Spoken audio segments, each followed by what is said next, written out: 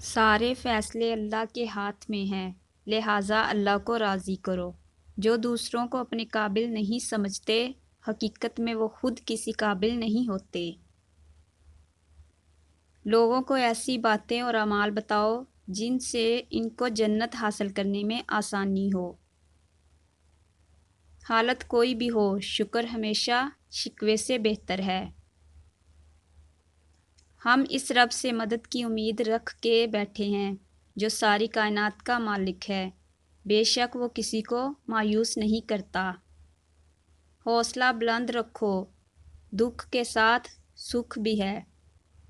اچھے اور سلجھے ہوئے لوگوں کی سنگت میں رہا کریں، کیونکہ سونار کا کچرا بھی بادام سے مہنگا ہوتا ہے۔ دنیا میں بہت ساری طاقتیں ہیں، مگر سب سے مضبوط طاقت ایمان کی ہے۔ امید لگانے کے لیے سب سے بہترین اللہ کی ذات ہے۔ وقت گزر جائے گا، کسی کے ساتھ برا سلوک مت کرو۔ صرف اپنے آپ کو صاف رکھنا نصف ایمان نہیں، اپنی سوچوں اور دل کو بھی صاف رکھنا چاہیے۔ اپنی غلطیوں کو اپنی عادت مت بناؤ، ورنہ ہر وقت دوسروں کے غصہ کا شکار رہو گے۔ کوئی بھی رشتہ بڑی بڑی باتیں کرنے سے نہیں، بلکہ چھوٹی چھوٹی باتوں کو سمجھنے سے سچا اور گہرا ہوتا ہے۔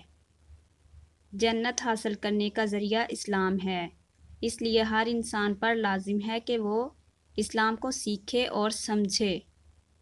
آسمان والے سے رابطے مضبوط ہوں تو زمین والے آپ کا کچھ نہیں بگاڑ سکتے۔ منزلیں چاہے کتنی ہی اونچی کیوں نہ ہو، راستے ہمیشہ پیروں کے نیچے ہوتے ہیں۔ اپنا کام ایمانداری سے کرو تاکہ تمہارا رزق حلال ہو۔ جس کو شریعت کا پابند نہ دیکھو، اس کو نہ ولی سمجھو نہ صوفی سمجھو۔